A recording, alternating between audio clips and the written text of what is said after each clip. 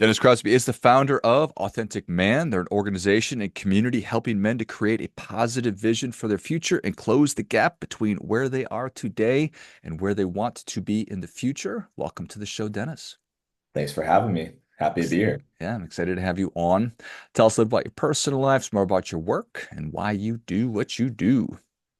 Yeah, so I have been obsessed with personal development for a long time. And really ever since I was about 20, 18, 20. And I was challenged with this deep, deep belief of never being good enough. No matter what I did, it was just never enough. Right. And that all stemmed from back, God, it was like elementary school where I was stood up by like a crush. And I was forced to watch the Titanic movie alone Oh with no. two friends on their own date, and I was just sitting there, and that's a long movie, right? That was like 2.5, 3 hours just sitting there stewing and like, what's wrong with me? What's wrong with me? What's wrong with me? And that became like a central defining question in my life. And while it sucked, it also led me and attracted me to personal development, but from a place of wanting to fix myself, right? I was obsessed with trying to fix this part of me that I thought was broken. And that did that for a long time and eventually fix said thing, which was actually the mindset that was broken, right? And through the lane, growing all sorts of sides of myself. So I was doing entrepreneurship for a really long time. And after my last company closed, I decided it was time for me to really give this back to other people, and particularly men who are looking for that same kind of thing, right? Which led me into creating Authentic Man, which led me to where I am today, which is primarily helping men in marriage crisis, right? Because usually that comes from things like stagnation, complacency, not making women priorities, losing track of their vision, things like that. That really, so I help them fix their marriage by becoming the man that they need to be, they want to be, the world needs them to be. I appreciate that. How do you feel about Titanic today, Dennis? I have never watched it since. I still have not watched it since that day. That is awesome. Well, you're not really missing out. I mean, Leo DiCaprio is a wonderful actor, but there's other films you can enjoy. All right, so there's a lot of ground in between wanting to start something and then following through and developing a community of thousands and thousands of people. So, was it what you thought it was going to be? Harder, easier? Um, that's a great question. So I would say it has been easier than I thought in some ways and harder than I thought in others. Right? Easier in terms of there's just a lot of people who need help. Right? There is not a shortage of people who are struggling in this world. People who feel like they're not living up to what they can be, people who realize they need to make changes but don't really know how, don't have planned sequences, especially for men. Like we tend to want like a step-by-step logistical plan to follow. And there's not a whole lot out there. There's tons of YouTube videos and things like that, great podcasts like yours, but it's very fractionated. It's usually a topic here, a topic there, and doesn't really talk about how to do it. So when you can provide that, that creates a lot of value and attracts people to you. So that part was much easier because that's really how my mind works. I'm very much logistical in nature. Um, Harder in terms of getting people to actually change. It's actually quite challenging, right? Getting people to follow through doing the things that they say they want is far more challenging than I would have thought. I was shocked when, you know, let's say my out of my first 10 clients, maybe the first two of those 10 just came and just disappeared, right? They paid me a considerable amount of money to help them get what they wanted. And afterwards just were like gone. Like, oh, that took me probably months to wrap my head around that people say they want something, say something's the most important thing in their life, invest in it, and then do nothing. Right?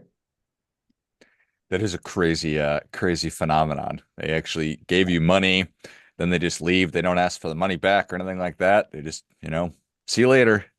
Yeah, and then I'm sitting here like, what do I do? I don't feel so weird in this situation. Like you didn't give me an opportunity to support you. You kind of just disappeared. and like how I reconcile myself to that. It took a while. Like it really messed with me. Yeah, I appreciate that. All right, so no shortage of people who are struggling, no shortage of men who are struggling today. Is that a function of it's today? Is it modern living? Is it always we've just always struggled? I think it's just a human experience, right? I think as humans, I mean, you could argue any life form, but as humans, we are wired to grow, to expand, to be more than we want. Energy expands. I think us being made of energy, we expand as well.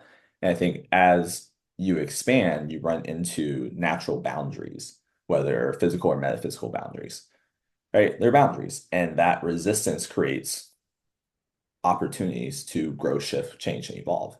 And as you expand, there's always new boundaries, right? So I think it's the human experience to need to grow and then to run into challenges and constraints while growing and needing to get through those things.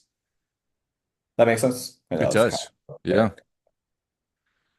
it Yeah, totally does. Every time we expand, there's new challenges slash boundaries, yeah, and those show up or manifest in lots of different ways, I imagine.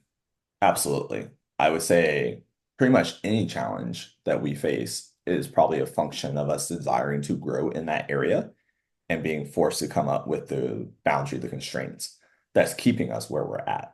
So to get somewhere else, we have to go through what's keeping us there, which manifests, like you said, in tons of different ways. But that's the journey, at least from my point of view. Yeah, no, totally. And it could be these are sometimes they're, well, is it more of an inside job? Is it external? It's on the Venn diagram of stuff that we're struggling with. It's Yeah. for each individual, it's probably a little bit of both, a lot of some. Yeah. I ponder about that quite often because I always had a propensity to do the inner work and just like, okay, what's wrong with my mindset? What trauma I might hold on to? What baggage, et cetera, et cetera. I would always go inner. And that gets you to a certain point where I would say it gets you to the point where you're like not getting in your own way. You're not self-sabotaging, right? You're not creating unnecessary resistance through the process, is what I find the inner stuff really does. And that's really important. Otherwise, you're kind of trudging along, carrying all this weight with you. Then you get burnt out, tired, and then you kind of fall back and regress. But there's also a really strong argument for the other side, which I say the inner work is more the feminine side, the outer work is more the masculine side in nature, if we're talking about the polarities, where the outer work, we'll call it, is like you have to have competency, right? To do new things. Like you have to put the energy into developing new skills, gaining new competencies, really upgrading your mindset.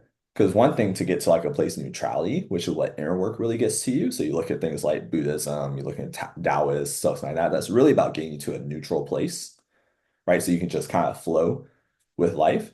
But if you want to go into the point where you're creating and expanding and evolving, now you have to go actually develop a new version of you, which is skills, which is mindset, which is new beliefs, which is new networks, things like that. So there is a strong argument for that too. And I think you need both. I think in different seasons, you need to lean towards one versus the other. I think different personalities are going to want to do one more than the other, but I think they're both very necessary. Yeah, 100% agree. I think you described it really, really well that doing that inner work is probably accurately described as more feminine, and the outer skill building stuff is more masculine, and the importance of getting to neutrality or sort of getting back to even, making sure that we don't have any limiting beliefs or negative thinking that's stopping us. But once we've done that, we need to get out there and develop those skills to be able to have the kind of impact and do the work that we're interested in doing. Yeah. I mean, if you spend any time in the spiritual communities, you find a lot of people who are pretty solid. It's like in terms of like life and understanding and like experience of life and all that. They've reached a very strong level of neutrality, but they're broke. They don't know how to actually bring their visions to life. That nothing really happens, right? You see a lot of that. And I think there's a strong neglect of the reality that if you want to create something, you need to gain the skills that it takes to create it. Yeah, there's no doubt about that. So when somebody comes to you, what are some of the, for lack of a better term, initial questions or kind of conversations that you have with them or you ask them to have with themselves? Yeah, so my conversations are mainly built around marriage issues. So I can go deep into that, or you want me to kind of chunk it up to like a more macro situation? Well, Whatever, either one is fine. Let's start with just focusing on the marriage piece. sure. So usually if somebody's coming to me, it's because their wife is checked out, right? She said she's done, she wants to leave, there's no hope, we need to get a divorce, something along those lines. So I'm really dealing with like that stage for like cancer type of situation. Leading up to that, early warning sign is usually a dead bedroom, right? So haven't had sex in 6+ months. That's usually a sign that something's terribly wrong. Really, 1 month is a sign that something's going wrong. So that's usually when somebody's reaching out to me. And it all comes down to a handful of issues that manifest in a lot of different ways. And I like to say all this needs. Relationships is just a needs game. So people come together because they believe they're going to meet each other's needs. And when they split, it's because their needs aren't getting met. Like as human beings, I think we're very simple in terms of that. We're still very primal in that sense. So usually the needs that aren't being met that would make a woman want to leave is generally she's not feeling connected emotionally. She doesn't feel safe around you typically because the man's being reactive and defensive and shut down and needs to be right, all those types of things. She doesn't feel like a priority to him, which can manifest in a lot of different ways, focusing on career, focusing on video games, alcohol, porn, things like that can all, create that lack of prioritization, or even the kids. Just focusing on the kids can do it too. Um, Resentments, usually built up resentments, not feeling heard, validated. Those are the majority of when, oh, and lack of leadership. God, lack of leadership. That's a big one. So not making decisions. Lots of different ways to screw up a relationship, Dennis. Oh yeah, almost infinite. And those are okay. And do you think about this in the context of that it's never too late, or is it sometimes too late? I like to say not every marriage/slash relationship can and should be saved, Hmm.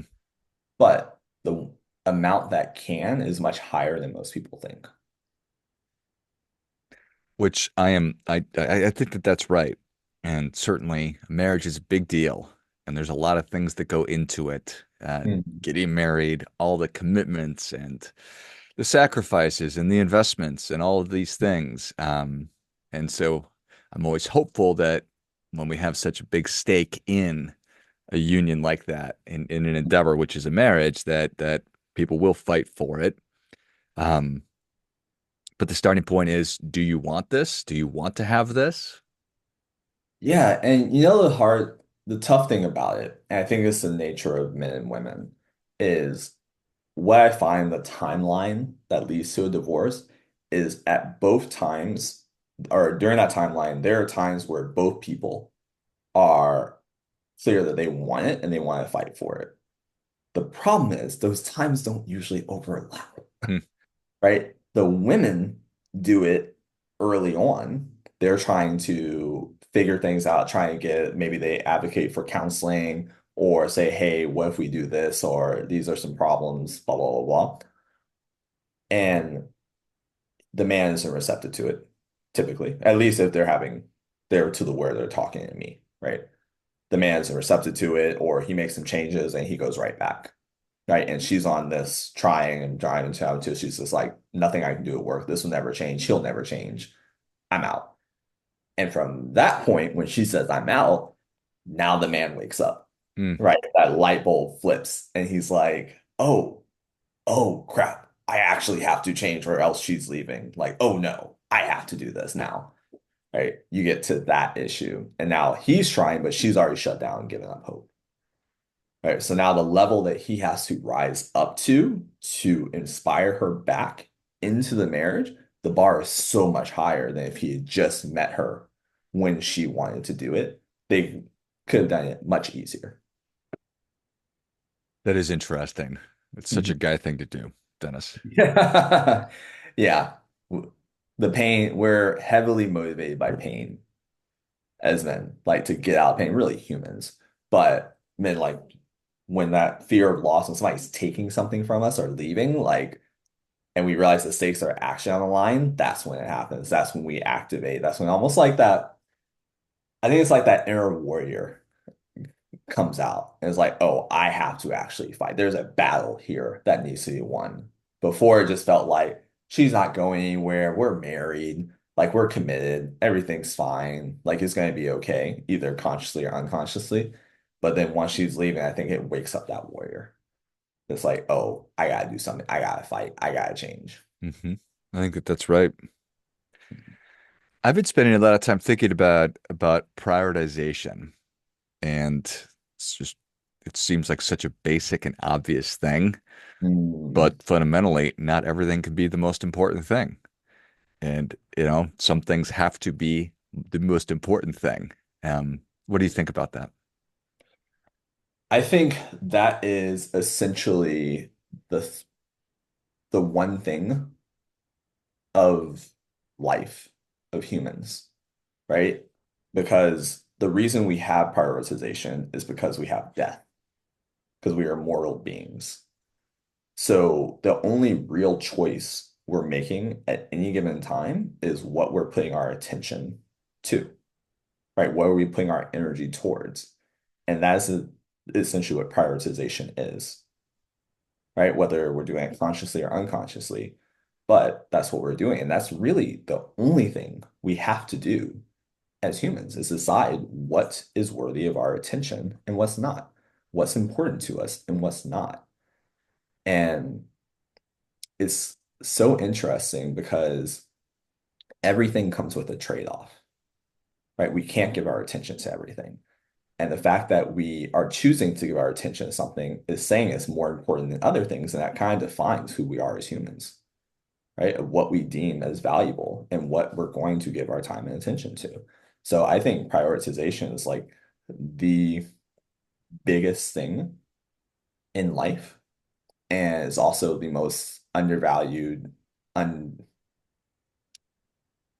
unacknowledged component of the human experience.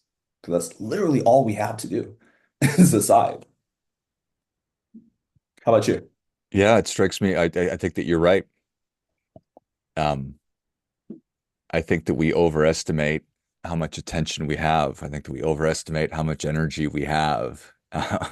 We probably are clear on how much money we have, Yeah. but and time as well. I think you mentioned that earlier, but yeah, we take things for granted because there's always more coming our way. There's always new coming our way constantly. And we get away from that very, very, very, very basic fundamental thing of you can't do two things at the same time, and only one thing is the most important thing. Or Yeah. you get the idea. Yeah. 100%. And I think that all stems from forgetting that we're going to die, right? I believe if there was a clock over our heads that told us when we were going to die, we would not have prioritization issues Hmm. as humans. Like we wouldn't.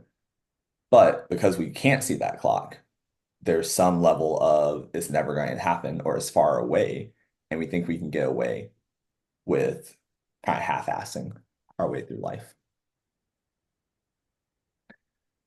And I guess you can do that, but you're not going to get away with it necessarily because you're not going to get what you want. You're going to just drift and coast and take whatever comes your way, which is not what I'm interested in.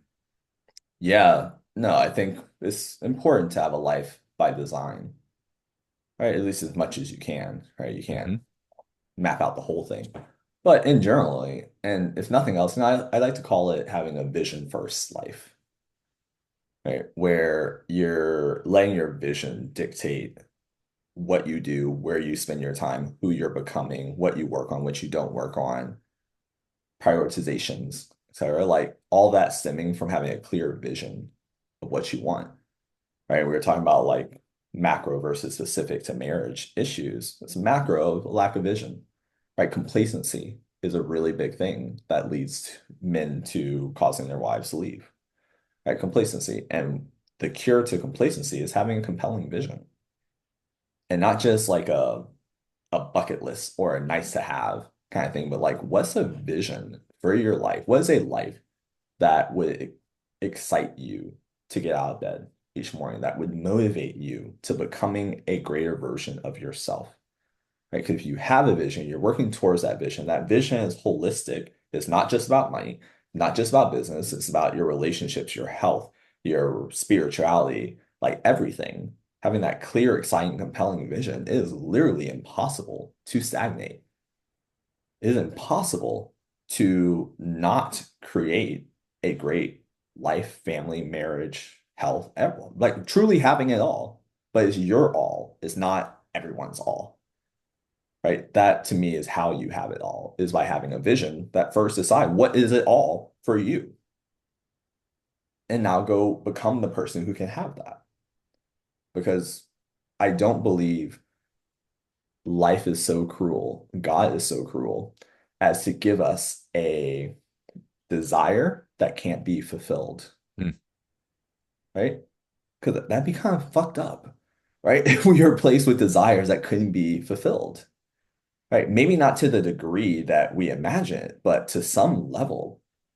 So any desire that's placed in our heart, I believe within us, we have the capacity to meet it. So just go do it, right? There's nothing stopping you. Well said. It's those tools and that roadmap that you are providing people and helping them to see that way forward to the life that they actually want. As are you with the work you're doing. So it's decided we're changing the world, Dennis. One conversation at a time. I think that that's it though. I Yeah. mean, I 100% agree. I don't think that God would give you a desire that you couldn't fulfill, that you couldn't create in your life. I think that God wants us to get everything that we want. And I Hmm. think that we have the capacity to do most everything that we want. But Hmm. one of the themes of our conversation is we think that we have way more time than we actually do, and that is a problem because it goes quick, man. Yeah. Yeah. I mean, there's some specific practices that I do to like really cultivate a strong relationship with death.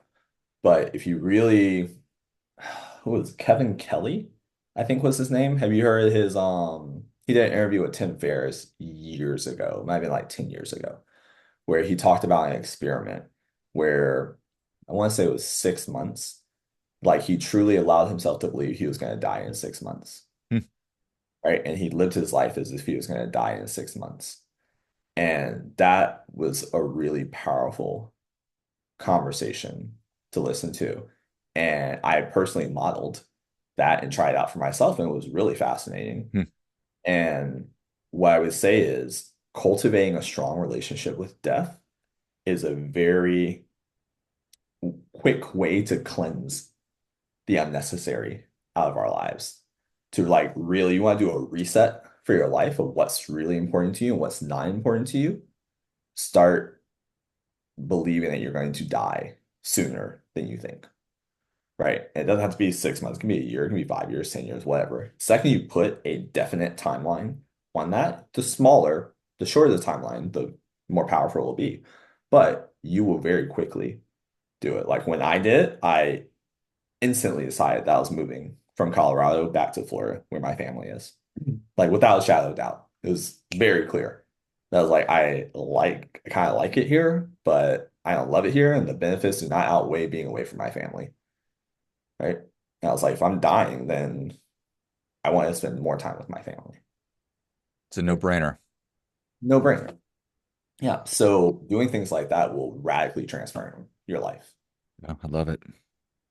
Well, Dennis, thank you so much for coming on. Where can people learn more about you? How can they join the Authentic Man community? Yeah, just go to authenticman.com and you can find links to our Facebook group, some of our free programs for if you're going through marriage issues yourself. Our Facebook community has like thousands of people into it. We got tons of YouTube channels, all that fun stuff. Pretty easy to access. Excellent.